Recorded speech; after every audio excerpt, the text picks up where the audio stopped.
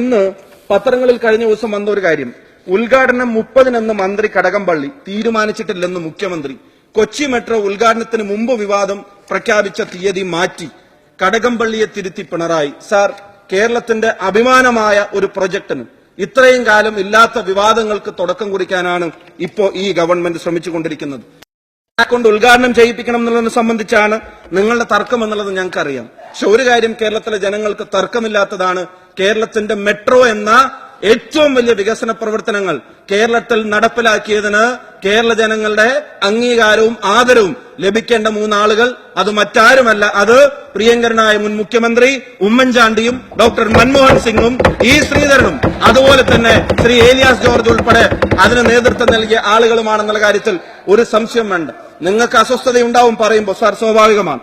Sir, ഒന്നാം വർഷത്തെ ഒരു ഗവൺമെന്റ് ആഘോഷിക്കുമ്പോൾ ഈ ഗവൺമെന്റിന്റെ എന്തെങ്കിലും സ്വന്തമായ ഒരു നേട്ടം കൊണ്ട് അത് ആഘോഷിക്കാൻ നിങ്ങൾക്ക് കഴിയുമായിരുന്നെങ്കിൽ നിങ്ങൾക്ക് ഈ അവസ്ഥ വരുമായിരുന്നില്ല.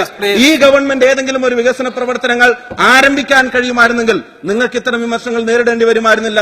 കേരളപ്പിറവിക്ക് മെട്രോ ഉദ്ഘാടനം ചെയ്യാമെന്ന ഇ ശ്രീധരന്റെ നവംബർ 1-ന് തുറന്നു കൊടുക്കാമെന്ന ഇ ശ്രീധരന്റെ പ്രസ്താവനയെ പോലും വൈകിപ്പിച്ച് ഗവൺമെന്റിന്റെ ഒന്നാം വാർഷികത്തിന് മറ്റൊന്നുമില്ലാത്തതുകൊണ്ട് UDFന്റെ കുഞ്ഞിന്റെ അച്ഛനാവാൻ ശ്രമിക്കുന്നത് പോലെയാണ് ഇപ്പോൾ ഈ പ്രവർത്തനങ്ങൾ നടത്തിക്കൊണ്ടിരിക്കുന്നത്. സാർ, 2004-ലെ അന്നത്തെ കേരള സർക്കാർ DMRCയോട് DPR ഉണ്ടാക്കാൻ പറഞ്ഞതും അതിനുശേഷം പ്രൊജക്ട് റിപ്പോർട്ട് സമർപ്പിച്ചതിനും ശേഷം 2011-ലാണ് UDF സർക്കാർ വീണ്ടും KMRലുമായി മുന്നോട്ട് വരുന്നത്. സാർ, 2012-ലാണ് അതിന് പബ്ലിക് ഇൻവെസ്റ്റ്മെന്റ് ബോർഡിന്റെ അംഗീകാരം കിട്ടുന്നത്.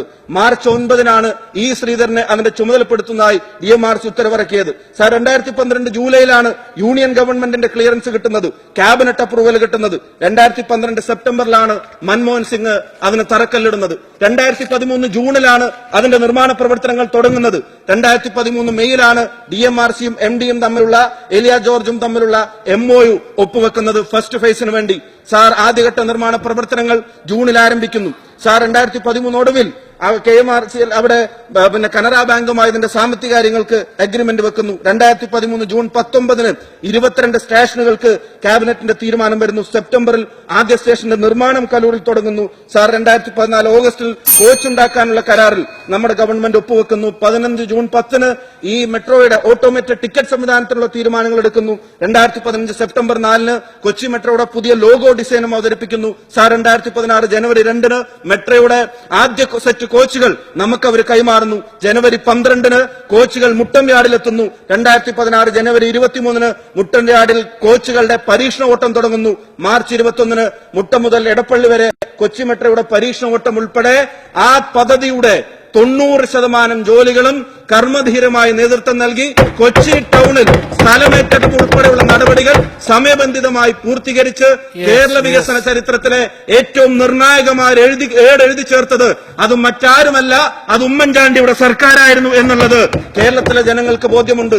അത് അംഗീകരിക്കാൻ നിങ്ങൾക്ക് മടിയാണെങ്കിൽ വേണ്ട, പക്ഷെ അതിനെ വിവാദങ്ങളുടെ ഡേറ്റിന്റെ പേര് പറഞ്ഞിട്ടുള്ള ആരുദ്ഘാടകനാവണം തരുന്ന വിവാദങ്ങളിലേക്കെങ്കിലും അതിനെ തള്ളിയിടാതിരിക്കാൻ നിങ്ങൾ ശ്രദ്ധിക്കണമായിരുന്നു.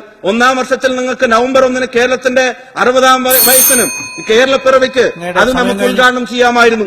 അതിന് പകരം ഗവൺമെന്റിന്റെ ഒന്നാം വാർഷികത്തേക്ക് പ്രത്യേകിച്ചൊന്നും എടുത്തു വെക്കാനില്ലാത്തത് കൊണ്ട് ഈ പദ്ധതിയുടെ പേരിൽ അത് ആഘോഷിക്കേണ്ടി വരുന്ന ഒരവസ്ഥയിലേക്ക് നിങ്ങളുടെ ഗവൺമെന്റ് മാറേണ്ടി വരുമായിരുന്നില്ല. എന്തായാലും സാർ, ഇത് കേരളത്തിലെ ജനങ്ങൾക്ക് ഇപ്പോൾ ബോധ്യം വരുന്നുണ്ട്. എല്ലാം ശരിയാക്കാമെന്നുള്ള മുദ്രാവാക്യം അത് മുദ്രാവാക്യങ്ങളിൽ മാത്രം ഒതുങ്ങുമ്പോ പ്രതിപക്ഷത്തിരിക്കുമ്പോൾ പറഞ്ഞ ഓരോ കാര്യങ്ങളും പിള്ളയെ സംബന്ധിച്ചും മാണി സാറിനെ സംബന്ധിച്ചുള്ളതൊക്കെ ഇപ്പം മറന്ന് നിങ്ങൾ പെരുമാറുമ്പോ അതൊക്കെ ഓർമ്മയുള്ള ഒരു വിഭാഗം അവരിവിടെ ജീവനോടെ ഉണ്ട്. അത് കേരളത്തിലെ ജനങ്ങളാണ്. ആ ജനങ്ങളുടെ മുമ്പിൽ ഈ ഗവൺമെന്റിന്റെ പ്രവർത്തനങ്ങൾ അത് ചോദ്യം ചെയ്യപ്പെടും എന്നുള്ളതുകൊണ്ട് ഈ ധനകാര്യ ബില്ലിനെ എതിർത്തുകൊണ്ട് ഞാൻ നിർത്തുന്നു. Sir, very good. യെസ്.